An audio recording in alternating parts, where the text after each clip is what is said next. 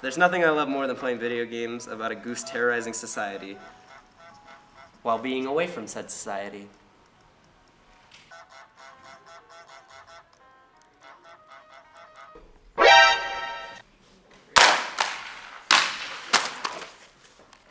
What? Oh my god, it was Halo 3! This is such a big deal back when I was a kid. Oh man. Well, back to playing games by myself.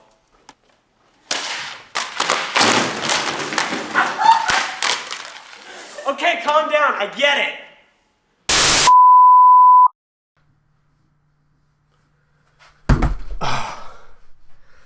Oh, God, don't you hate it when your nostalgia just physically assaults you? Yeah, me too. But you know, this whole getting assaulted with all the things that I hold dear from my childhood has really got me thinking about my childhood. My childhood wouldn't have been complete without Halo 3. Because Halo 3 was awesome. In my mind, Halo 3 is one of the most completed packages I've ever gotten in a $60 game. And that was over 10 years ago, back in 2007. It's the prime example of what every AAA developer should be striving for when it comes to their releases. A wealth of content that continues to expand, not just because of what you develop for the game, but because of the tools given to the community to evolve and expand. I love everything about Halo 3.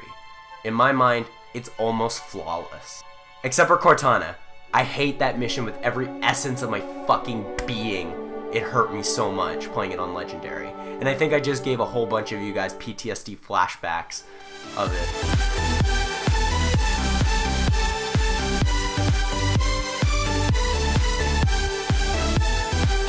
I also know a lot of people didn't like the ending of Halo 3 because it basically rehashed Combat Evolved's driving. But honestly, I like that because it brought the whole trilogy full circle. You know, like a Halo ring. You get it? Because those are also a circle. And honestly, it's rather simple. In my mind, two things put Halo 3 above any of its competition when it comes to online shooters at the time or even today. Campaign, split screen, matchmaking, custom games, and Forge. Oh god, my bad. I think I only said 2 reasons, but I actually meant countless reasons. And you know what? We're going to start at the beginning. At the end of Halo 2, a very important promise was given. Sir, finishing this fight. And let me tell you, we finished that fight. The campaign for Halo 3 brought everything together that was set up in Halo 2 perfectly. Bringing the fight back to Earth was such a great, impactful moment.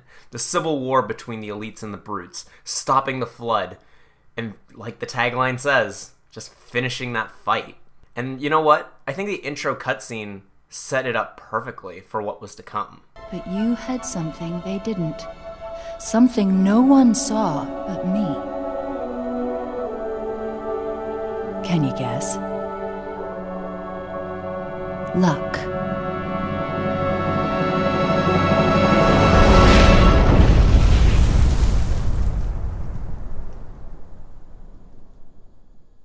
Was I wrong? Playing through on Christmas morning was really special to me.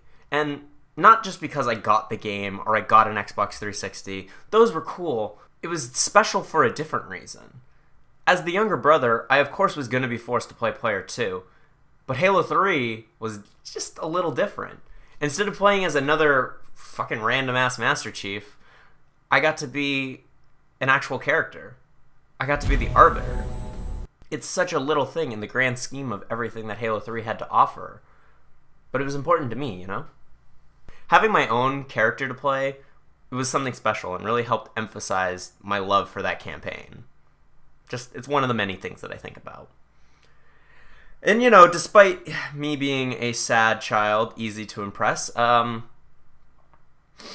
to live out of my brother's shadow, Halo 3's campaign can be summed up in honestly just one word.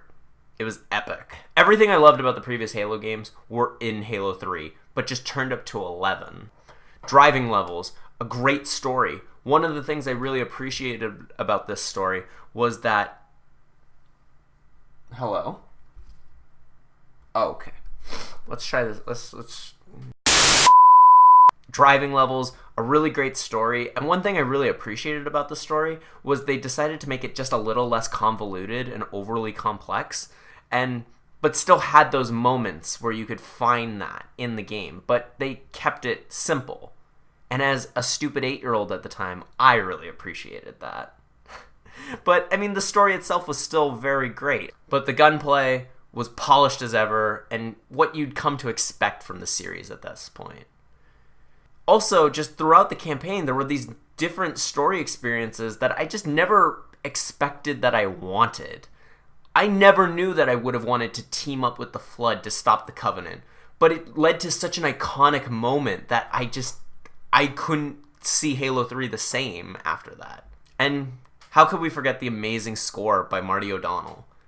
It seriously is one of his best pieces of work, in my opinion. I think all of his work is incredible, but there was something special about Halo 3. One Final Effort.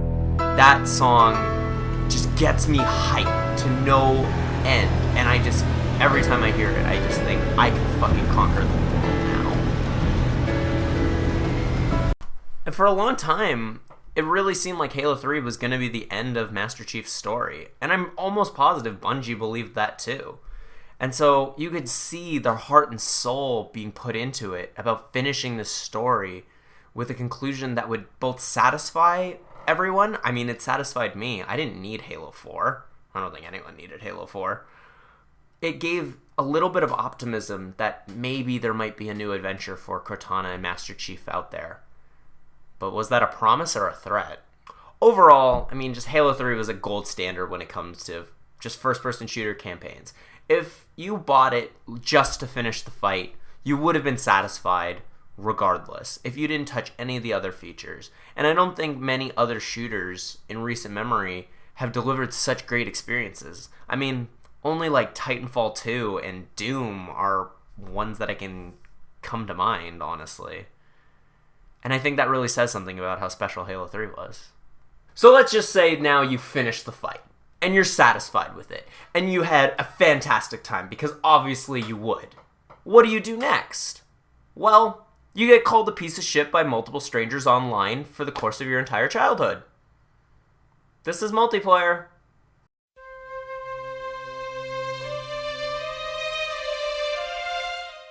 Halo 3 and Xbox Live were really and truly my first social network as a kid.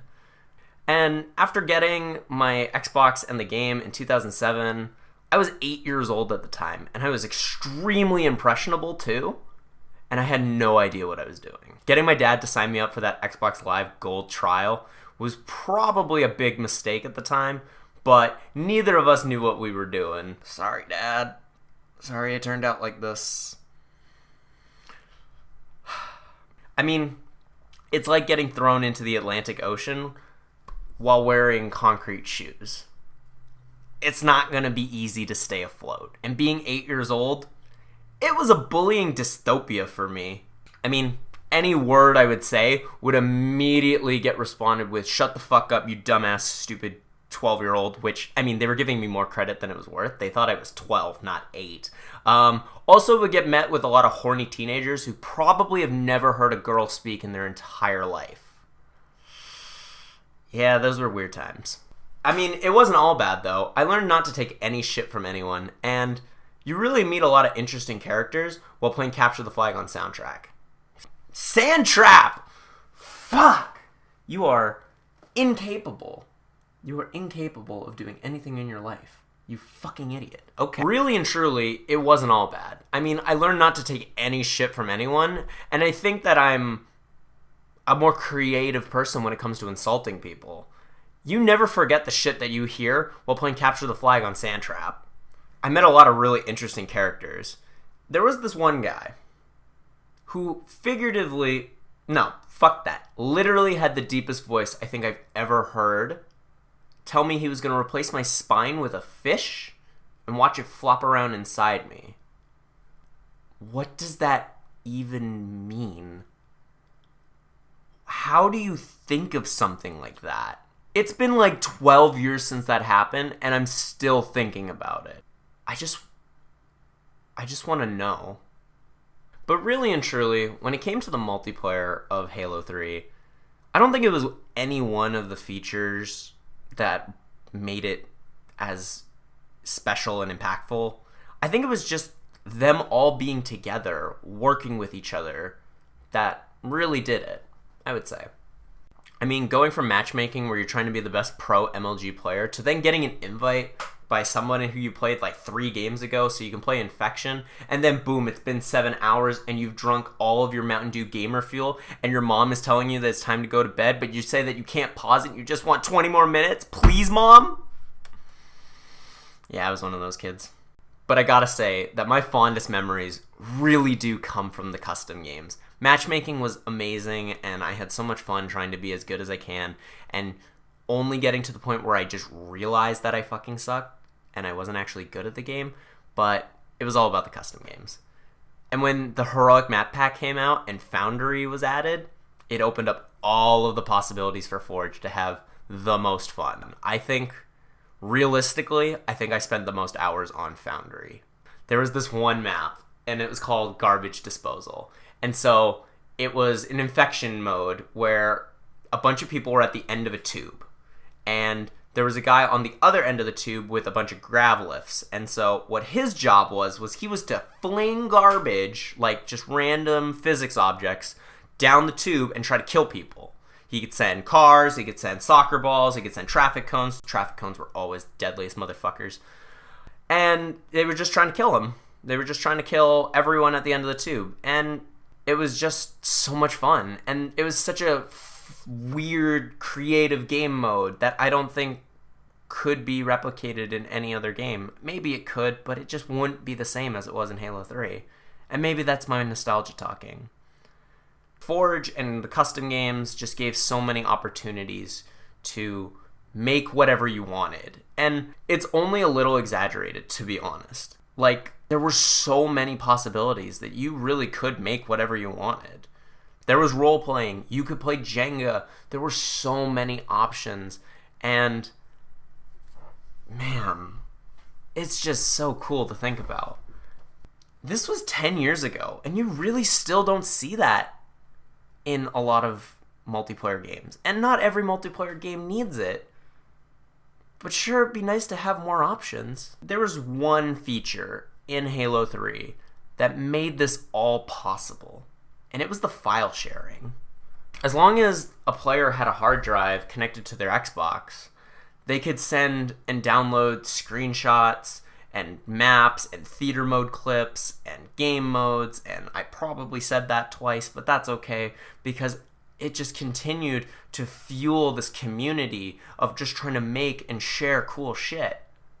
The fact that I can look on YouTube and see people playing the same game modes that I was playing over 10 years ago and hear them reminisce about it, I think in some ways kind of proves this whatever point I'm trying to make right now.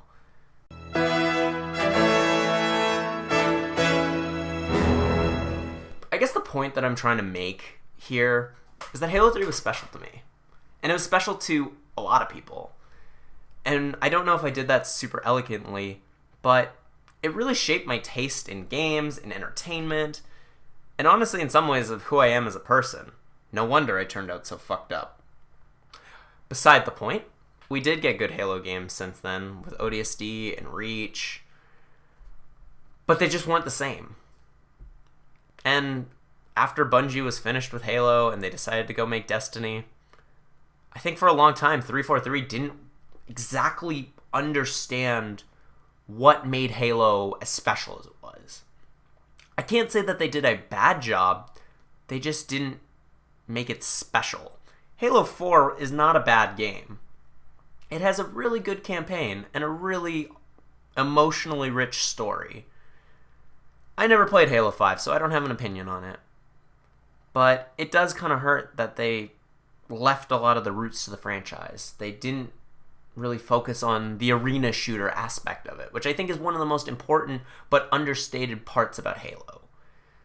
Halo Infinite is looking like it's on the right track. I mean, we haven't seen all that much yet, but some of the important things, the old art style is back, which is such a huge deal. I didn't like this old Power Ranger look to Master Chief and all the Spartans. So seeing the Mark 6 in its true glory, ooh, I got goosebumps. God, I am optimistic about it. I really, really am, because I want to have, in some ways, I want to have my childhood back. Besides Halo Infinite, 343 has been doing some really good things. Like, bringing Master Chief Collection to PC is such an incredible thing. The fact that they're doing it right with their release. They're not going to do them all at once and have them all be broken. They're going to try to do them one at a time and make them right. The flight tests for Halo Reach have been going really well. And the fact that they're bringing custom maps from Halo 3, Reach, and 4 to the Master Chief Collection is amazing. And I can't even stress how fucking cool that is. So, 343 is looking good. And I think they've got a really bright future ahead of them. I just think it's important not to forget your roots. You know? And sometimes you just gotta think about your past and what made you the way that you are. And in so many ways, Halo 3 did that to me. And I mean, sometimes you just gotta experience it again. And I have this copy now. I should try to go see if I can find someone to play it with. It's a good idea.